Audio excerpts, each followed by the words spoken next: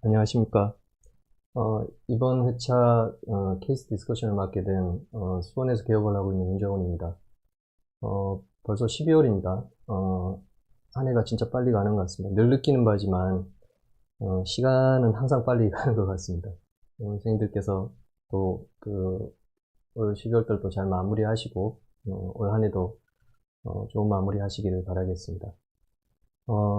오늘 제가 말씀드릴 내용은 치근단 병소가 있거나 아니면 피스출라가 있는 치아에서의 발치 즉시 식립 임플란트 수술에 대해서 말씀을 드릴까 합니다.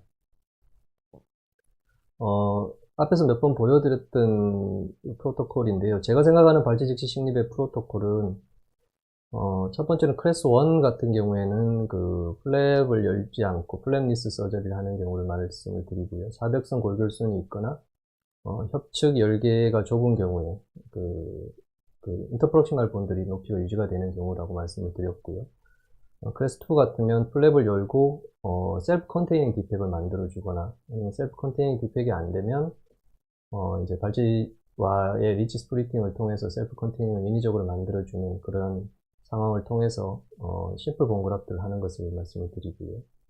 그 다음에 세 번째는 플랩을 열어서 그러니까 발치와의 셀프 컨테이닝 디펙을 만들기가 힘들다면 GBR을 해주는 그런 경우가 되겠고요. 그래서 4 같으면 이제 발치와의 광범위한 골 손실로 인해서 알베올 리치 프리저베이션이나 아니면 딜레이드 타입 임플란테이션을 하는 것을 말씀을 드리는 거고요. 그래서 5는 이제 심미성이 요구되는 전치부, 상악 전치부 같은 경우에 연조직 이식술을 동반한 그러한 수술들을 말씀을 드리는 겁니다.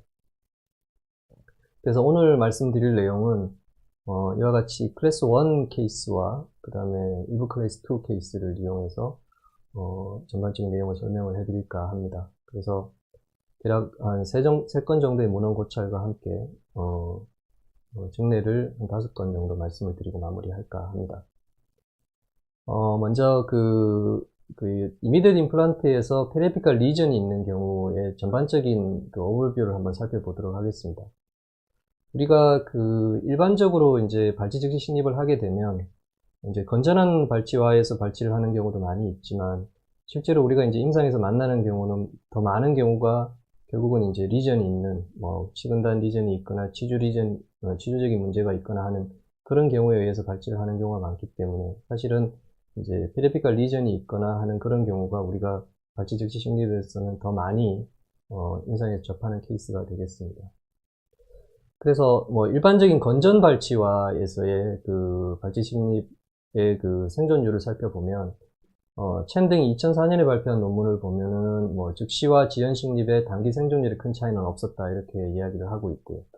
판 등이 2012년에 발표한 논문에서도 즉시 식립의 임플란트의 2년 생존율을 계산하니까 한 98.4%다. 그래서 이런 부분들에 있어서는 이제 우리 선생님들께서 대부분 이제는 일반적인 수식으로 자리를 잡고 있고 동의를 하시는 부분이라고 생각을 합니다.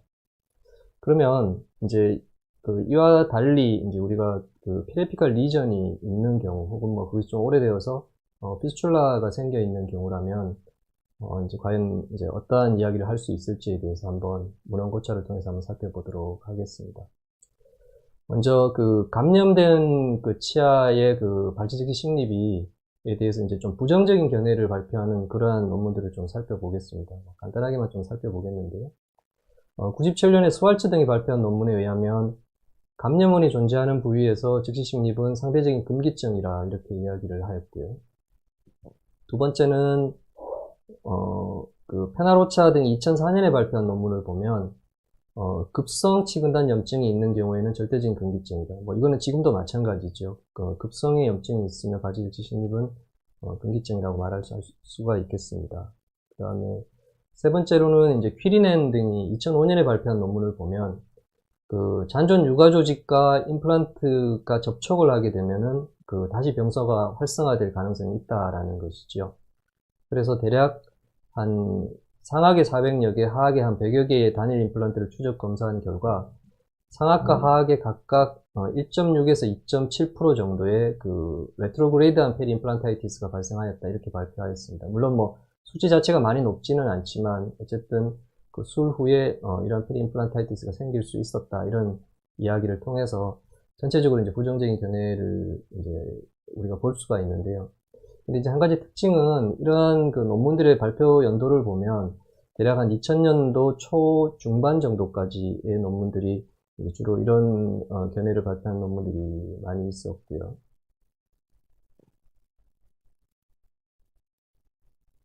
그 다음에는 이제 좀 그 발치와의 감염 치아의 그 즉시 식립에 대한 긍정적인 견해를 보이는 그 논문들을 조금 살펴보도록 하겠습니다.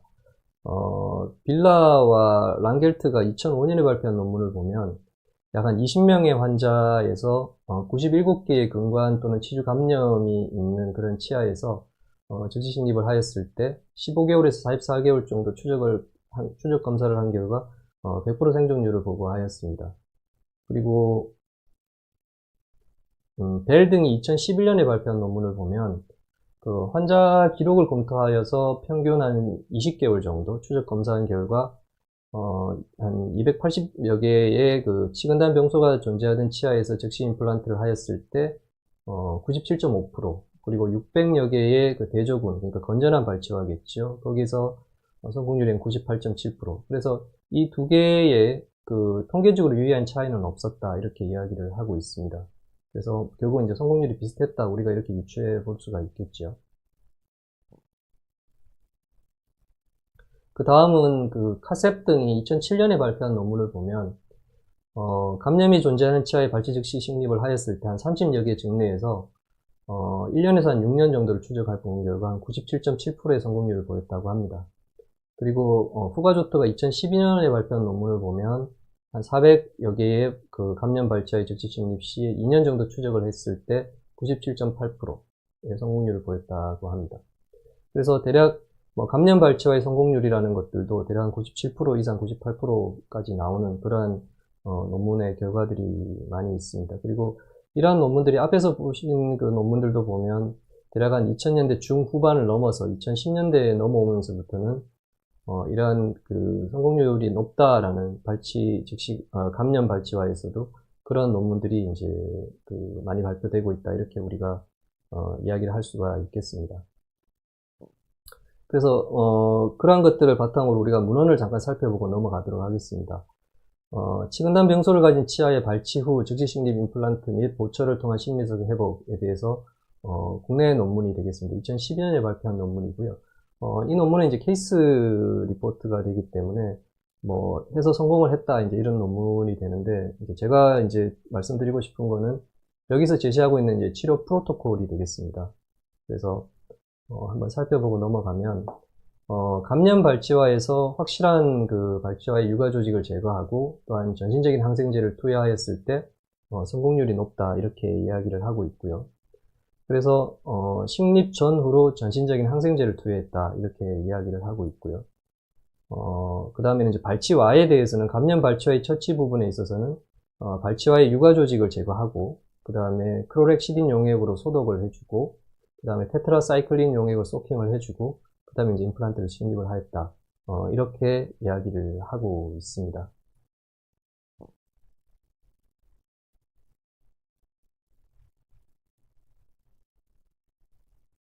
그래서 이 논문의 그 뒷부분에 보면은 최근까지도 치근단 병변이 존재하는 그 부위의 즉시 식립은 금기시되어 왔지만 근래에 들어와서 유가 조직을 제거하고 전신적 항생제를 투여를 동반하는 경우에 만성 치근단 병소가 있더라도 즉시 식립 임플란트가 가능하다, 이렇게 이야기를 하고 있고요. 그 다음에 다수의 증례 보고에서도 앞에서 말씀드린 그런 프로토콜을 시행을 하였을 때의 높은 생존율을 보였다, 이렇게 이야기를 하고 있습니다.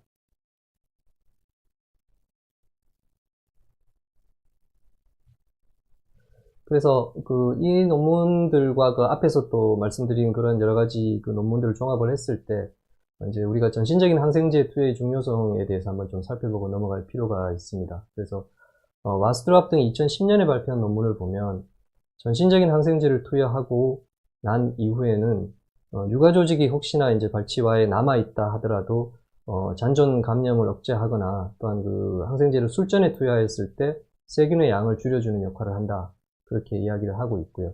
에스포지토 등 2008년에 발표한 논문을 보면 술전 1시간 전에 페니실린 계통의 항생제를 투여를 하게 되면 초기 임플란트 실패율을 줄인다라고 보고를 하였습니다. 그래서 그 앞에 그 말씀드린 증례에서 술전 1시간 전에 페니실린 계통의 항생제를 처방하였고 수후에 한 5일 정도 항생제를 투여했다 이렇게 이야기를 하고 있습니다. 이런 부분에 대해서는 제가 뒤에서 다시 한 번 더 자세하게 말씀을 드리겠습니다.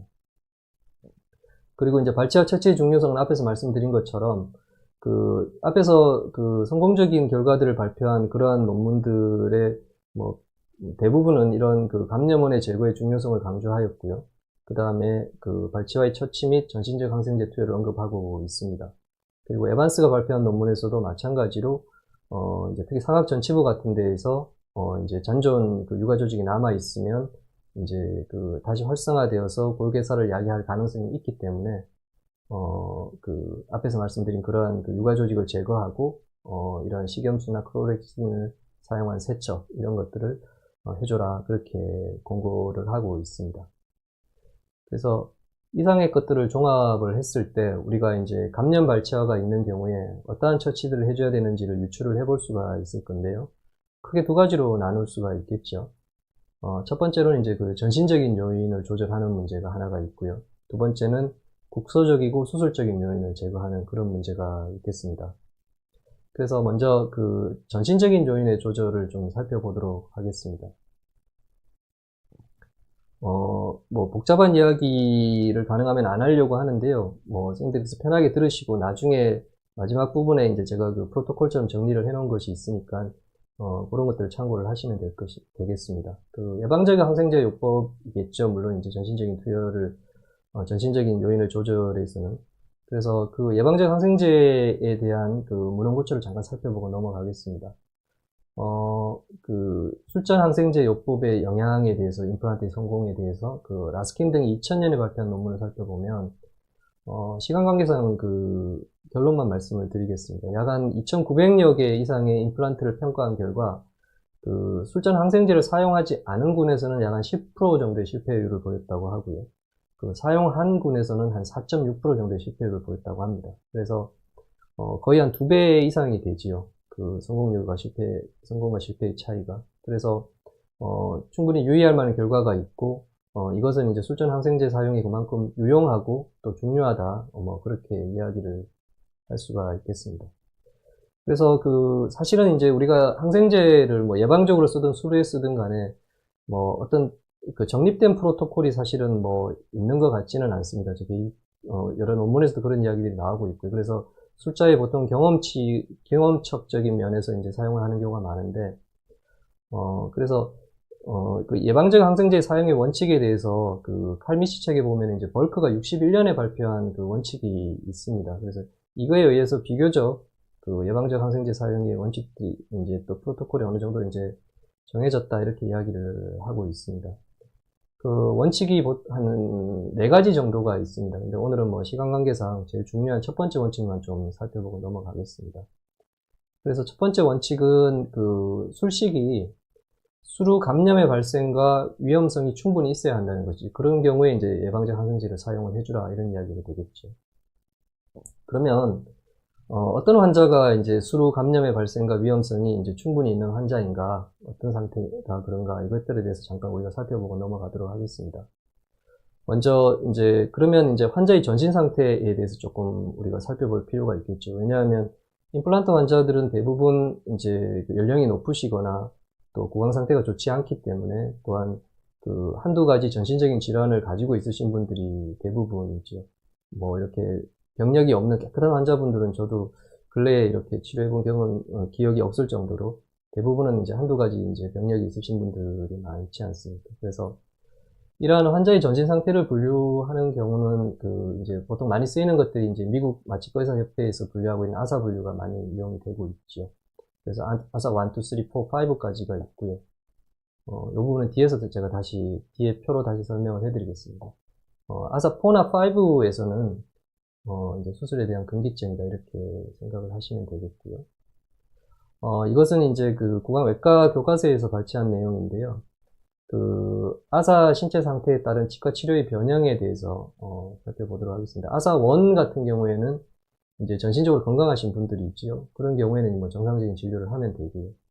2 같으면 이제 경도의 전신질환자, 다시 말해서 뭐 고혈압이나 당뇨나 뭐 이런 것들이 이제 정도가 심하지 않은 경우라고 이야기 드릴 수 있고요. 뭐 내용이 많기는 한데 제가 다 기억을 못해서 이제 그런 정도 말씀을 드리겠습니다. 그런 경우에는 가능하면 이제 스트레스를 좀 줄여주는 방법으로 그 수술을 해주라는 것이고요. 그다음 아사3 같은 경우에는 그 활동성이 제한되지만 무기력하지 않는 중등도 이상의 전신질환자이죠. 그래서 고도 그 당뇨나 고혈압이나 뭐 콜티코스테로이드를 오랫동안 사용하시는 분들이나 뭐 이런 환자분들이 이제 주로 여기에 해당되겠죠. 그래서 이런 경우에는 이제 메디컬 컨설테이션을 하고 그다음에 이제 스트레스를 감소시켜주는 그 치료들을 해주는 것이 좋다 이렇게 말씀을 드릴 수가 있고요. 그다음 4번째와 5번째는 사실 이제 저희가 뭐 임상에서 이렇게 만날 그 경우는 적습니다. 고도의 전신질환 환자, 무기력한 상태, 그 다음에 이게 4가 되겠고요. 아사5는 24시간 내에 수술을 하지 않으면 사망하는 환자분들이죠. 이런 분들은 뭐 우리가 이제 임플란트 수술을 할 일은 거의 없다고 보여집니다. 그리고 이제 그래서 환자의 전신 상태에 대한 분류는 대략 그렇게 볼 수가 있고요. 그 다음에 환자의 수술 부위 상태에 따른 분류를 잠깐 살펴보도록 하겠습니다. 그래서 그 수술 상처 부위의 감염의 위험성에 대한 분류를 미국 외과 감염통제위원회에서 발표한 것들이 있습니다. 그래서 이걸 잠깐 살펴보면 클래스 1 같으면 이제 깨끗한, 그래서 감염 확률이 2% 이하인 경우죠. 일반적인 일렉티브 수술이라든지 그 비외상적인 수술 이런 것들이 여기에 해당이 되고요. 그 다음에 클래스 2 같으면 클린 컨타미네이트가 되고요. 감염 확률이 10에서 15% 정도 됩니다. 이 경우가 이제 우리 치과에서 말하는 임플란트 술식이라든지 골 이식술이라든지 이런 것들이 여기에 해당된다는 것이죠. 요거는 기억을 하고 계시면 좋을 것 같고요. 그 다음에 그 클래스 3 같으면 컨타미네이트된 20에서 30%의 감염 확률이 있고요. 그 외상성 손상 중에서 프레시한 상태. 그리고 클래스 4 같으면 더티. 그래서 감염 확률이 한 50% 이상 된다고 합니다. 이런 경우에는 그 임상적인 감염이 이미 있는 경우라든지 위장관계라든지 담도에 그 천공이 이미 있는 경우 이런 것들이 해당되겠습니다. 그래서 이제 앞에 표를 다시 한 번 더 정리를 하면 클래스 2, 3, 4 단계의 그 경우에는 그 내가 수술할 부위가 클래스 2, 3, 4 단계라면은 예방적 항생제를 사용하주라고 이렇게 권고를 하고 있습니다. 그래서 치과 임플란트 수술은 일반적으로 클래스 2에 해당한다고 하고요. 물론 케이스에 따라 약간 다르기는 하겠지만 오늘 주제가 되는 그 감염이 있는 그러한 그 발치와라면 대략 이런 정도에 해당이 된다라고 보여지고요. 감염 확률은 한 10에서 15% 정도를 예상을 해볼 수가 있습니다. 그래서 여기에 이제 우리가 적절한 수술 방법, 뭐 이건 뒤에서 다시 설명해 드릴 거고요. 그 다음에 이제 예방적 항생제를 사용을 한다면은 감염 확률을 1% 이하로 줄일 수 있다 이렇게 이야기를 드릴 수가 있겠습니다. 그래서 앞에서 말씀드린 아사 분류와 그 다음에 그 환자의 수술 부위에 따른 그 감염 확률의 분류, 이 두 가지를 종합을 해서 그 상체의 감염 확률을 이제 그 리포트한 논문이 있습니다. 어떻게 보면 참 재미있는 논문인데요. 73년도에 크루즈 등이 발표한 것인데요. 그것들 잠깐 살펴보고 넘어가겠습니다. 그래서 이제 이 위험지수라는 것이 있습니다. 이 위험지수라고 하면은 0이라고 하는 것은 그 아사 상태가 1이나 2, 그리고 국소적이고 수술적인 요인이 없는 것이죠. 그러니까 국소적인 요인이라고 하면 국소적인 감염의 상태, 그다음 수술적인 요인이라고 하면 이제 수술이 이제 까다롭고 어려운 경우죠. 번거롭게를 많이 해야 된다든지 그런 것들인데, 그런 요인이 없는 경우에는 대략 우리가 이제 그 임플란트 수술은 클린 컨타미네이트에 해당이 되기 때문에 한 2.1%의 감염 확률을 보인다고 하고요. 그다음에 위험지수가 1인 경우에는 아사 클래스로 2 이상이 되겠습니다. 그래서 전신질환이 있으신 경우를 말하는 것이고요. 그다음에 국소적인 감염이 있거나 수술에 어려움들이 있는 경우, 이런 경우에도 대략 그 위험 확률이 이제 대략 감염 확률이 대략 한 4.0 정도 된다고 할 수가 있겠습니다. 그리고 위험 지수가 2인 경우에는 아사 클래스 2 이상 되면서 그 감염도 있고 수술적인 요인들도 어려운 부분들이 있다. 이렇게 판단이 되면 감염 확률은 9.5%까지 올라간다. 이렇게 이야기를 하고 있습니다.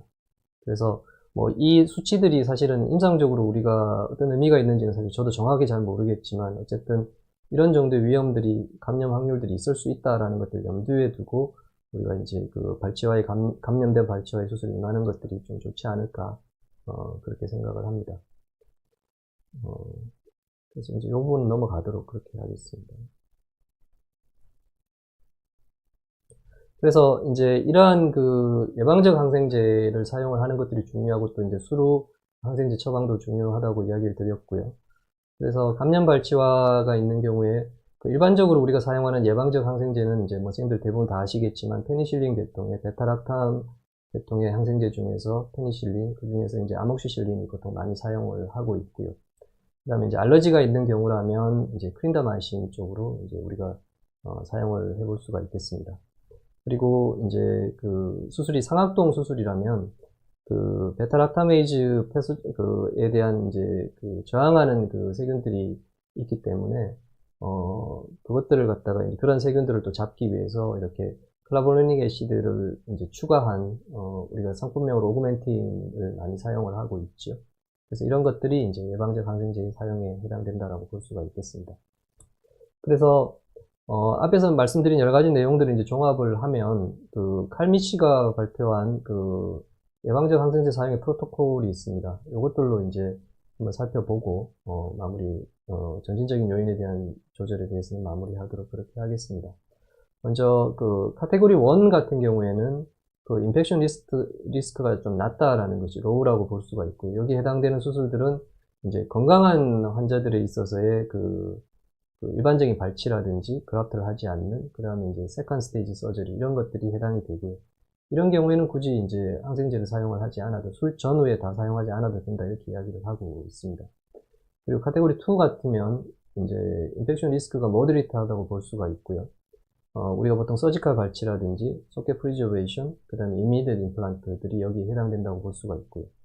여기에서는 이제 그 술전 항생제를 사용하는 것이 필요하다고 하였고요. 이 술전 항생제를 사용은 수술 1시간 전에 그 한 번 싱글 도즈를 이제 사용을 해주라 이렇게 공고를 하고 있습니다. 그리고 술 후에도 항생제를 한 번 싱글 도즈로 사용을 해주라 이렇게 이야기를 하고 있고요. 그 다음에 세 번째 카테고리는 그 모더리트 하이가 되겠습니다. 그래서 이 경우에 해당되는 것은 플랩을 열어서 하는 멀티플 임플란트 수술이라든지, 그 다음에 이제 이미디엇 임플란트를 하면서 본그라프트를 하는 경우, 그런 경우에도 마찬가지로 이제 술전 항생제를 앞에서 말씀드린 프로토콜로 사용을 해주라는 것이고요. 술 후에는 하루 3번 해서 한 3일 정도의 항생제를 처방을 해주라 이렇게 이야기를 하고 있습니다.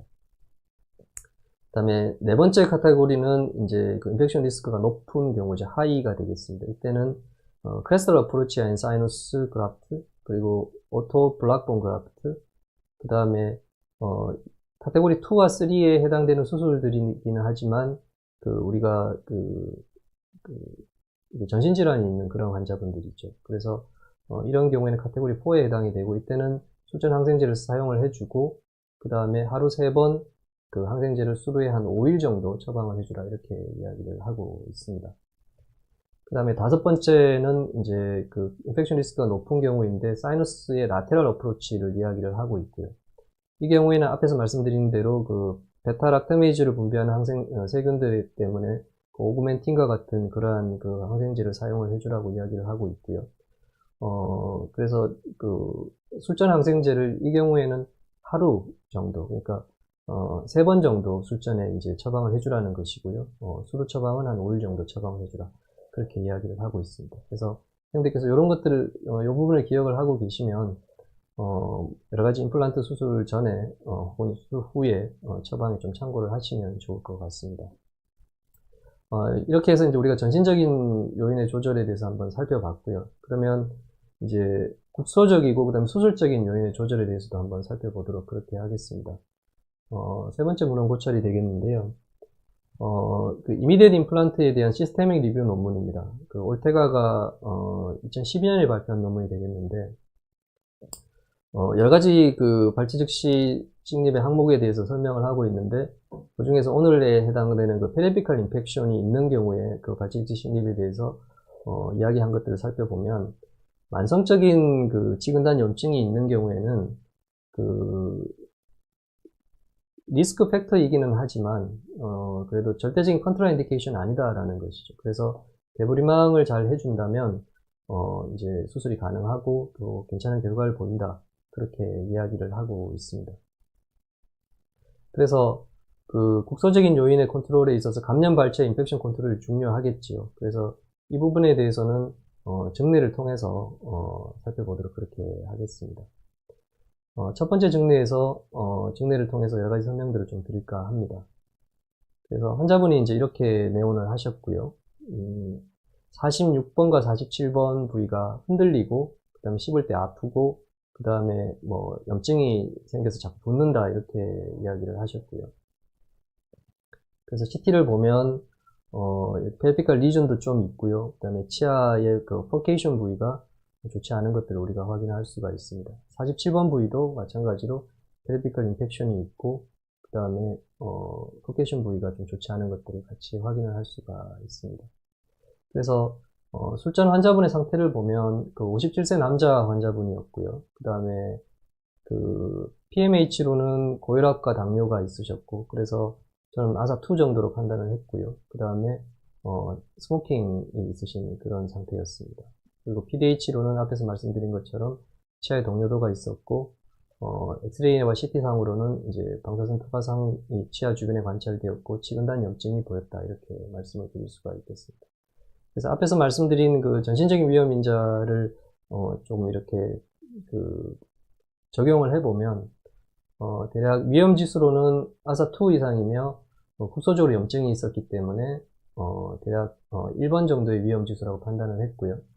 그 다음에 이제 감염이 있는 발치와였기 때문에 클라인 컨타미네이트라고 말씀을 드릴 수가 있습니다. 그래서 크루즈의 이론에 의하면 한 4.0 정도의 프로의 그 감염 위험이 있다. 뭐 이렇게 우리가 이론적으로 말씀을 드릴 수가 있겠고요. 또한 그 앞에서 말씀드린 칼미 씨의 예방적 항생제 프로토콜에 따르면 이 경우는 대략 한 카테고리 4 정도에 해당된다라고 말씀을 드릴 수가 있겠습니다. 그래서 예방적 항생제 처방을 시행하는 것이 좋다 이렇게 말씀을 드릴 수가 있겠고요. 그래서 제가 이제 예방적 항생제를 술전 1시간 전에 그 아목시실린 계통의 항생제를 처방을 했고요. 그 다음에 그 외에 저는 뭐 진통제나 소염제도 같이 처방을 하고 있고요. 그 다음에 이제 스테로이드도 사실은 가능하면 술전에 처방을 하려고 합니다. 근데 이제 이 경우에서는 그 소론도 스테로이드가 그 당뇨가 좀 이렇게 있으셨기 때문에 그 당뇨에는 이제 스테로이드가 좀 더 당뇨를 악화시킨다고 하지요. 그래서 여기서는 이제 그 소론도 처방을 뺐고요. 그 다음에 이제 스모킹 상태이셨기 때문에 이제 금연을 권해드렸고요. 사실 이제 금연도 사실은 임플란트의 성공, 특히 이제 상악동 같으면 굉장히 이제 많은 영향을 주는 걸로 되어 있는데, 우리나라의 이런 환경 속에서는 이제 금연이 좀 간과되는 경우가 많이 있는 것 같아요. 그래서, 가능하면 금연은 사실은 이제 일주일 정도 술전에 금연을 하고, 그 다음에 수루에 한 2달 정도 금연을 하는 것을 그 외국 논문에서는 프로토콜로 처방을 제시를 하고 있더라고요. 근데 이제 환자분께 제가 물어보니까 며칠 정도 금연하셨어요. 그러니까 본인 말씀으로 이제 5일 정도 했다고 하시는데 모르겠습니다. 얼마나 믿어야 될지는 모르겠지만 하여튼 그렇고요. 그 다음에 이제 크로렉시디 마우스 린스를 한 1분간 그 안트마이크로바이알 그 마우스 린스 중에서는 크로렉시딘이 가장 효과가 좋은 걸로 이렇게 나와 있거든요. 그래서 이렇게 처방을 해줬습니다. 그리고 술 후에는 죄송합니다. 술 후에는 이제 카테고리 4에 해당 칼미시 프로토콜의 그 카테고리 4에 해당되기 때문에 대략 한 5일 정도 처방을 해줬습니다. 그래서 이제 환자분이 이렇게 내원을 임상사진이고요. 그래서 발치를 시행을 했고요. 그 다음에 이제 그 발치와의 처방, 국소적인 처치들이 굉장히 중요하다고 앞에서 말씀을 드렸기 때문에 그 부분을 잠깐 살펴보면, 이와 같이 이제 만성적으로 염증이 있는 경우에는 가능하면 서지컬 큐렛이나 몰트 큐렛 같은 걸로 이 상부에서부터 사이너스 멤브레인을 이렇게 훑어 내리듯이 아니면 발치와의 전체적인 본 형태를 이렇게 내가 디텍트를 한다는 그런 생각을 가지고 이렇게 연조직을 이렇게 훑어 가지고 가능하면 이렇게 한 덩어리로 감염된 연조직을 제거하는 것이 굉장히 수월합니다. 이것이 일부가 떨어져 나오면 나머지 일부를 또 제거하는 것도 그렇게 만만치는 않거든요. 그래서 46번도 이렇게 있고요. 47번도 가능하면 이 코로널 파트부터 해서 이렇게 본을 디텍트 한다는 기분으로 이렇게 밀고 들어가서 전체적으로 한 덩어리로 감염원들을 제거해 주는 것이 수월하다 이렇게 말씀을 드릴 수가 있겠습니다. 그래서 뭐 제가 설명을 해드렸는데요. 오염된 연조직을 제거하는 것은 그라듈레이션 티슈를 비롯한 그 잔존 인플라메이션을 철저하게 제거하는 것이 매우 중요하고요. 그 다음에 서지컬 큐렛이나 몰트 큐렛들을 이용을 해서 그 소프티슈를 제거하는 것이 중요하다 이렇게 말씀을 드릴 수가 있겠습니다. 그래서 앞에서 말씀드린 것처럼 이 발치아 주변의 그 상부에서부터 시작을 해서 그 하방으로 이렇게 발치아를 훑듯이 아니면은 이제 사이너스 멤브레인 우리가 그 라테랄 수술을 할 때처럼 사이너스 멤브레인을 이렇게 박리하듯이 제거해 가면 그러면 이제 한 덩어리로 가능하면 제거를 할 수가 있을 거라고 생각이 됩니다. 그리고 이제 이렇게 제거를 하고 난 다음에, 그, 발치와의 그 상부에 이렇게, 그러면 이제 인플라메이션이 있는 그런 조직들이 조금씩 남아있는 경우들이 꽤 있습니다. 그래서 이런 부분들은 이와 같이 이제 15번 C 블레이드라든지, 뭐, 아니면 그 얼뷸 야거라든지, 그 다음에 하이스피드 카바이드 바, 이런 것들을 이용을 해서, 깨끗하게 제거를 해주는 것이 나중에 힐링에도 좀 더 도움을 주고 하는 그런 이야기를 드릴 수가 있겠습니다. 그 다음에 이제 두 번째 스텝은, 이와 같이 발치와 연조직 혹은 감염된 연조직들을 제거하고 난 다음에는 그 서지컬 큐렛 같은 걸 이용을 해서 발치와 벽을 이렇게 좀 긁어서, 프레시 브리딩을 좀 유도해 주는 것이 좋습니다. 그래서 그 이유는, 발치와 벽을 이렇게 소리 나는 정도로 긁어가지고 프레시 브리딩을 유도하는 것이 좋고요. 그 이유는, 우리 서울대 구기태 교수님께서 이제 그 신문에 발표한 기고문을 제가 이걸 정리를 한 건데요. 발치와 이러라틱 힐링이라는 것이 있습니다. 비정상적인 힐링 상태가 되는 것이죠. 그래서 염증이 많이 있거나 하는 경우에는, 상식적으로 우리가 생각을 했을 때 염증이 없는 치아와 염증이 있는 치아의 치유를 살펴보면, 뭐, 상식적인 이야기겠죠. 염증이 있는 경우에는 골형성 양도 적고 속도도 느리다라는 것이죠. 그래서 그 이유가 뭐냐를 봤을 때, 발치와에 만성 염증이 있는 경우에는 그 염증이 유발되는 과정에서 그 발치와 주변이 이렇게 스클레로틱한 체인지가 생긴다는 것이죠. 쉽게 말해서 딱딱한 그러한 그 발치와가 이렇게 형성이 된다. 이렇게 말씀을 드릴 수가 있겠습니다. 그러면, 그런 것들이 어떤 임상적인 의미가 있냐면은, 그, 보코만 캐널이라는 것이 있습니다. 이게 뭐, 옛날에 조직학 시간에 그 본과 1학기 때 어렴풋이 들었던 기억이 나기는 하는데, 이 보코만 캐널이 이제, 이 보코만 캐널을 통해서 이제 발치를 하고 나서 이제 골수나 각종 치유인자들이 그 혈액 공급이나 그런 것들이 이제 되게 되는데, 그런 것들이 이제 스클레로틱 체인지에 의해서 붕괴가 되어 있다, 막혀 있다라고 볼 수가 있고요. 그렇게 되면 이제 그러한 그 여러 가지 치유인자들이 넘어오는데 방해를 받기 때문에 그런 이유들 때문에 발치와 벽을 이렇게 긁어서 그 보코만 캐널 오프닝을 해주는 것들이 치유에 좀 더 도움이 되지 않겠나. 그리고 그 발치와 표면에 있는 그 본 표면에 있는 감염원들도 좀 더 제거하는 것들이 용이하지 않겠나, 도움이 되지 않겠나 이렇게 생각을 하고 있습니다. 그 다음에 세 번째 단계는 이제 크로렉시딘으로 이제 발치아를 세척을 해주라는 것이죠. 그래서, 크로렉시딘은 뭐 이미 그 여러 가지 논문들에서 그 박테리아를 갖다 감소시키는 효과가 크다라는 것들이 많이 나와 있죠. 그래서, 76년에 알토넨들이 발표한 논문에서도 마찬가지로 살리바리 박테리아 레벨을 낮춰준다. 그 다음에 97년에 발표된 논문에서도 술전 크로렉시딘을 사용을 하게 되면 덴탈 임플란트의 성공률을 높여준다. 이제 이런 논문들이 있습니다. 그래서, 이와 같이, 뭐, 다른 환자의 사진이긴 합니다만, 이와 같이, 이제, 크로렉시딘을, 이리게이션을 해주는 그런 과정들도 필요하고요. 그 다음에 이제, 그, 마지막 단계로는 이제, 그 테트라사이클린 소킹이, 필요하지요. 그래서, 디톡시피케이션을, 해주는 것이 좋고요. 그 테트라사이클린이나 아니면은 이제 뭐 요즘에 테트라사이클이 잘 안 나오니까 독시사이클린도 괜찮고요. 그래서 식염수와 1대3 정도, 아니면 1대5 정도의 비율로 희석을 해서 한 3에서 5분 정도 발치와에 소킹을 해주는 것이 좋다라고 합니다. 물론 뭐 이것이 효과가 있다 없다에 대해서는 뭐 여러 가지 컨트로버시한 논문들이 발표는 되고 있지만 뭐 개인적으로 이렇게 해주는 것이 더 낫지 않을까 그렇게 생각을 하고 있습니다. 그리고 이제 염증 자체가 액티브한 경우에는 뭐 수술은 이제 연기를 하시는 것들이 좋겠죠. 그래서 이와 같이 이제 발치와 처리를 해주고 나서 그 일부 남아있는 그러한 그 이제 나온 연조직들 중에서 우리가 이제 술 후에 뭐 다시 이제 그 발치와를 이제 실링하는 데 좀 도움이 되기 위해서 넣어준다면, 볼륨을 유지하는 데 도움을 주기 위해서 넣어준다면, 이렇게 안티에 소킹을 해서 이제 사용을 하시는 것도 한 가지 방법이다. 이렇게 말씀을 드릴 수가 있겠습니다. 그래서 이와 같이 드릴링을 하고 임플란트를 식립을 하고 봉그라프트를 해주고 달았습니다. 클래스 2 케이스이기 때문에 이렇게 식립을 했고요. 그래서 그러면 이제 이러한 그 리전이 있는 경우에 치근단 병소가 있는 경우에 임플란트 즉시 식립을 할 때 그 임플란트를 식립할 때 주의할 점을 조금 살펴보도록 하겠습니다.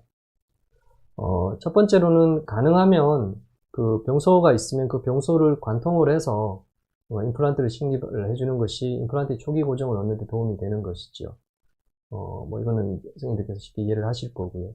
근데 이제 병소가 크다면은 그 이제 초기 고정이 어려울 수가 있기 때문에 그 하반골이 충분히 있다면은 그 관통을 해서 그 하반골까지 임플란트를 식립을 해주는 것이 좋고요. 이런 경우에는 이제 일반적으로 이제 조금 더 긴 임플란트를 사용을 해주는 것이 좋겠죠. 그리고 이제 하반골 조직이 충분하지 않거나 그 다음에 이제 병소가 크거나 해서 초기 고정이 힘들다면 결국은 이제 딜레이드 타입으로 봉그라프트만 해주고 나와서 딜레이 타입의 수술들을 시행하는 것이 좋다. 이렇게 말씀을 드릴 수가 있겠습니다. 그래서 한 11일 정도 지났을 때 힐링 사진이고요.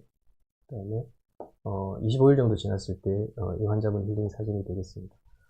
감염이 있었지만 그 전신적인 요법과 국소적인 처치를 통해서 현재까지 이렇게 감염 없이 잘 힐링이 되는 그런 양상을 볼 수가 있습니다. 수루 파노라마 사진이고요. 그 다음에 CT 사진이 되겠습니다. 예. 그래서 여러 가지 설명들을 하다 보니까 이제 이렇게 좀 이야기가 길어졌는데요. 이제 이 뒤쪽으로는 이제 케이스 위주로 조금 빠르게 진행을 하도록 하겠습니다. 두 번째 증례가 되겠습니다. 환자분이 이제 이런 상태로 내원을 하셨고요. 이와 같이 이렇게 피출라가 있는 상태였습니다. 발치를 하고 나서 보니까 이와 같이 그 포스트가 세워져 있었고, 그 포스트를 기준으로 해서, 루트 프랙처가 일어난 그런 상황이었습니다. 그래서, 발치를 시행을 하고, 앞에서 말씀드린 그런 그 방법들을 통해서, 이제, 그 발치화를 처치를 하였고요. 그 다음에 상부에 남아있는 그러한 그 연조직들도 이렇게 깨끗하게 제거를 해주었습니다. 술전 엑스레이 사진이 되겠습니다. 이러한 페리피컬 리전이 있었고요. 여기에 아마 프랙처 라인이 이렇게 보이는 것 같습니다. 그리고 CT상에서도 페리피컬 리전을 확인을 할 수가 있고요. 그래서 지난 시간에 제가 말씀드렸던 그 술전 이제 CT를 통해서 임플란트를 식립하는 방법을 통해서 임플란트를 이렇게 식립을 해줬고요. 물론 마찬가지로 링구알 쪽으로 그리고 바칼 쪽에 그 공간들을 많이 남겨두는 것이 좋겠죠. 그래서 이와 같이 이제 그 임플란트를 식립을 하고 마무리하였습니다. 바칼 쪽에 이렇게 봉그라프트도 같이 시행을 해주었고요.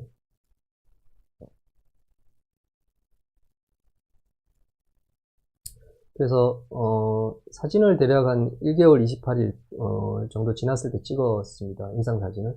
물론 피스출라는 그 전에 없어졌다라고 생각이 되고요. 그래서 피슐라가 이미 이렇게 없어진 것들을 저희가 알 수가 있고요. 그 다음에 한 달 정도 더 있다가 대략 한 3달 정도 조금 못된 시점에서 사진을 찍어봤습니다. 임상 사진을. 마찬가지로 피슐라는 이렇게 없어지고 안정적인 상태를 유지하고 임플란트 주변에는 안정적인 연조직들이 잘 형성되어 있는 양상을 볼 수가 있습니다. 이것은 그 피출라가 오래되었기 때문에 이제 힐링되는 과정에서 파이브레틱해지는 과정이 되겠습니다. 이것이 피출라가 다시 생겼거나 하는 것들은 아니고요. 딱딱한 살들이 있다 이렇게 보시면 되겠습니다. 그래서 최종적으로 한 4개월 정도 지나서 이와 같이 임플란트를 최종 보철 치료를 마무리하였고요. 수로 한 1년 2개월 정도 지났을 때 사진이 되겠습니다. 감염의 재발이 있거나 피출라가 다시 생성되는 양상은 없고요. 엑스레이 상에서도 특별히 문제는 없이 잘 힐링이 일어나고 있습니다. 이거는 최근에 찍은 사진인데요. 한 5년 8개월 정도 지났을 때 사진이 되겠죠. 주변에 피출란 재발 없이 잘 깨끗이 힐링이 일어났고요. 임플란트도 잘 유지가 되고 있는 그런 양상을 볼 수가 있습니다. 페리피컬 사진과 CT를 봐도 특별히 문제가 없는 그런 힐링 양상을 보여주고 있습니다. 여기 아마 제가 제노그라프트를 번그라프트 한 걸로 기억을 하는데요. 5년 8개월쯤 지나니까 이제 자기 골처럼 이렇게 잘 자기 골아대는 것처럼 그런 양상을 보여주고 있는 것 같습니다. 그다음 세 번째 증대를 좀 살펴보도록 하겠습니다. 전체부 케이스가 되겠습니다. 환자분이 이제 이런 상태로 내원을 하셨고요. 레지덜 루트만 남아있고, 이렇게, 템포라리 형태로 이제 그 포스트를 세워서 이렇게 사용을 하고 계셨고요. 근데 이제 그 페리피컬 리전이 너무 커서 발치를 시행을 하게 되었습니다. 뒤에 엑스레이는 보여드릴 거고요.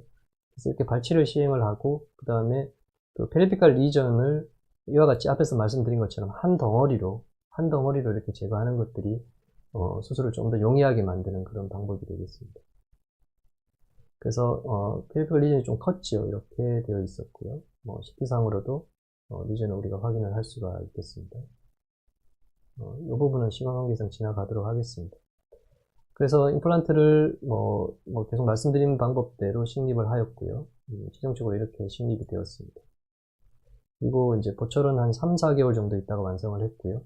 이 부분이 되겠습니다. 그래서 파필라가 약간 내려가 있기는 하지만 미드 페이셜 부위라든지 이런 것들이 비교적 심미적으로 유지가 되고 있는 그런 양상을 보여주고 있습니다.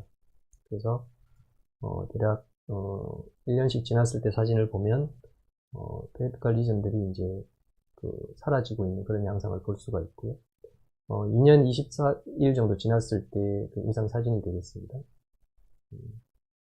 앞에서 보신 그 보철 직후의 사진과 큰 차이 없이 비교적 잘 이제 유지가 되고 있는 그런 것들을 볼 수가 있습니다. 수로 3년 정도 지났을 때 페리피컬 사진이 되겠습니다. 특별히 임상적으로 문제 없이 잘 아물고 있는 그런 양상을 알 수가 있습니다. 다음 측면에는 구치부 사진이 되겠습니다. 환자분이 이제 이런 상태로 내원을 하셨고요. 피출라가 보여졌고 여기도 있었죠. 그래서 이제 이 환자분은 이제 치아 상태가 좋지가 않아서 꽤 오랫동안 이제 염증이 진행이 되다 보니까 바깥 쪽에 피스출라도 있었지만 팔라탈 쪽에서도 플레이트가 이제 녹아 있는 그러한 소견을 보였습니다. 그래서 엑스레이를 보면 이제 이와 같은 상황이었고요. 그럼 CT상으로도 보면 이제 페리피컬 리전들이 꽤 많이 이제 이렇게 진행이 되어 있는 그런 양상을 볼 수가 있습니다. 그래서 임플란트를 이제 septum이 있었기 때문에 이와 비슷한 케이스를 아마 제가 지난번 시간에 아마 보여드렸던 것 같은데 septum이 있었기 때문에 septum에 최대한 붙여서 이 팔라탈 쪽의 공간들을 HDD를 충분히 만들어주는 그리고 이제 임플란트 신경을 조금 깊게 가지고 가는 그러한 수식을 통해서 시행을 하였고요. 그 다음에 이제 초기 고정력이 좀 약했기 때문에 스테이지를 가기 위해서 이렇게 슈처를 해주고 바이오콜 테크닉에 의해서 슈처를 해주고 마무리를 하였습니다. 그래서 수술 직후의 사진이 되겠고요. CT상에서 팔라탈 쪽이 번그라프트가 많이 되어 있는 그런 것들을 볼 수가 있습니다. 대략 한 달 23일 정도 지났을 때 힐링 양상이 되겠습니다. 특별히 염증 소견 없이 잘 아물고 있고 피출라는 없어진 것들이 두 개가 있었던 것 같은데 두 개 다 없어진 것들을 우리가 확인할 수가 있고요. 수로 5개월 정도 지났을 때 사진입니다. 골 반응도 좋은 것 같고 특별히 문제는 없어 보입니다. 그래서 이와 같이 보철 왕성을 대략 수로 한 5개월 전후 해서 완성을 하였습니다. 바깥 쪽에 염증이 좀 있었기 때문에 이렇게 위치가 조금 꺼지는 것들 자체는 막을 방법은 없었고요. 그래서 이와 같이 최종적으로 완성을 하였습니다. 6개월 정도 사진은 엑스레이상에서 보면 임플란트 주변의 본들도 잘 유지가 되고 있고 한 5년 6개월 정도 지났을 때 파노라마 사진이 되겠습니다. 특별히 문제없이 잘 아물고 있는 그런 양상을 볼 수 있습니다. 수로 한 6년 정도 지났을 때 CT 사진이 되겠습니다. 팔라톨 쪽에 번거롭다는 것들이 이렇게 보여지지만 이제 많이 이제 안정적인 그러한 양상들을 보여주고 있는 그런 사진이 되겠습니다. 이제 마지막 증례가 되겠습니다. 근래에 수술하신 분인데요. 이제 환자분이 이런 상태로 내원을 하셨고요. 페리피칼 리전이 꽤 큰 그런 상태였고, 그 다음에 레지달 루트 상태였습니다. 그래서 발치를 하기를 결정을 하고, 그 다음에 이제 하악의 소구치, 특히 엔도가 되어 있는 치아들 같은 경우는 사실은 굉장히 발치하기가 까다롭죠. 그래서 저도 서지컬 한다고 좀 난리를 했던 것 같고요. 그릇뿐인지 이렇게 리전이 한 덩어리로 나오지는 않았습니다. 사실 이게 한 덩어리로 나오는 게 좋은데. 그래서 리전을 이렇게 몇 번씩 이렇게 긁어서, 이렇게 남아있는 리전들 다 제거하기 위해서 좀 애를 써봤고요. 그래서 이와 같이 발치를 하고, 그 다음에 이제 감염된 연조직들을 제거를 하였습니다. 이렇게 피출라가 있는 상태였죠. 그래서 엑스레이상에서 보면, 이제 술전 환자분 엑스레이 상황인데요. 6번 부의 피출라를 따라서 트랙을 따라 들어가 보면 리전이 이제 5번이 오리진이라는 것을 우리가 알 수가 있고요. 그리고 이제 CT상에서 보면 링구알 쪽으로 이렇게 리전이 꽤 큰 그런 양상들을 볼 수가 있습니다. 그래서 그렇지만 이제 하방에 이제 이렇게 보시면 신경과 그 다음에 하방골 사이에 리전 사이에 충분한 공간들이 좀 있었기 때문에 발치직 식립을 하기로 결정을 하였고요. 그래서 앞에서 말씀드린 그런 방법대로 발치와를 처치를 하고, 그 다음에 임플란트를 링구알 쪽으로 이렇게 식립을 하고 바깥쪽에 많은 공간을 만들어 주려고 노력을 하였습니다. 이게 좀 사진이 반사가 되어서 이제 임플란트 두 개 같이 보이는데 그런 건 아니고요. 그래서 이제 이제 피출라가 계속 있는 상태였고요. 그래서 이제 여기도 마찬가지로 초기 고정력이 좀 약했습니다. 아무래도 리전도 있고 하기 때문에. 그래서 2스테이지로 가기 위해서 바이콜 테크닉에 의해서 덮었고요. 그래서 이제 수술 직후에 엑스레이 사진이 되겠습니다. 이와 같이 이렇게 파노라마상에서 보면 이런 리전들이 좀 광범위하게 있었던 그런 케이스가 되겠습니다. 그래서 임플란트를 조금 긴 거를 식립을 했죠. 한 13mm를 아마 식립한 걸로 제가 기억을 합니다. 그리고 그 주변의 리전들은 이제 봉그라프를 통해서 메워줬고요. 그래서 한 일주일 정도 후에 이제 팔로우 사진이 되겠습니다. 피출라가 없어진 것들을 우리가 알 수가 있죠. 그래서 피출라가 보통 없어지는 것들은 빠르신 분들은 한 2, 3일 정도 지나서 내원하셨을 때도 보면 없어지는 경우도 있고요. 대부분 한 일주일 정도면 피출라는 사라지는 거라고 이거는 제가 그냥 경험적인 말씀을 드리는 겁니다. 그리고 이제 한 11일 정도 지났을 때 연조직들이 이렇게 자라 들어오면서 이제 안정적인 힐링 양상을 보인다. 그렇게 말씀을 드릴 수가 있겠습니다. 예, 그래서 아마 좀 지루하셨을 수도 있을 것 같은데 어쨌든 여러 가지 케이스와 그다음 이론적인 부분을 통해서 발치와의 감염이 있는 경우에 우리가 이제 발치직 식립을 어떻게 해야 되는지에 대해서 좀 말씀을 드렸습니다. 그래서 오늘 말씀드린 내용을 좀 정리를 하면 첫 번째로는 우리가 만성적인 감염이 있는 경우에 만성적인 감염이 있는 그 발치와라고 하더라도 우리가 전신적인 항생제 요법과 국소적인 발치와의 처치를 통해서 성공적인 발치직 식립 임플란트를 할 수가 있다. 이제 이렇게 말씀을 드릴 수가 있겠고요. 그 방법적인 걸로는 이제 전신적인 항생제 요법, 우리가 식립 전후로 항생제를 투여하는 것들이 중요하고요. 그래서 칼미시 프로토콜을 기억을 하시면 좋을 것 같고요. 그 다음에 이제 그 발치와의 감염원을 제거하는 방법으로는 앞에서 말씀드린 것처럼 발치와의 유가조직의 철저한 제거, 이 방법에 대해서 설명을 해드렸고요. 발치와 벽을 긁어주어서 가능하면 프레시 브리딩을 유도하는 것이 좋고요. 그 다음에 프로엑시딘 용액으로 소독을 하고, 그 다음에 히드라사이클린으로 소킹을 해주고, 임플란트를 초기 고정력을 잘 얻도록 그렇게 임플란트를 식립을 해주는 것이 중요하다. 이제 그렇게 말씀을 드릴 수가 있겠습니다. 예, 이상으로 오늘 제가 말씀드릴 내용은 마치도록 하고요.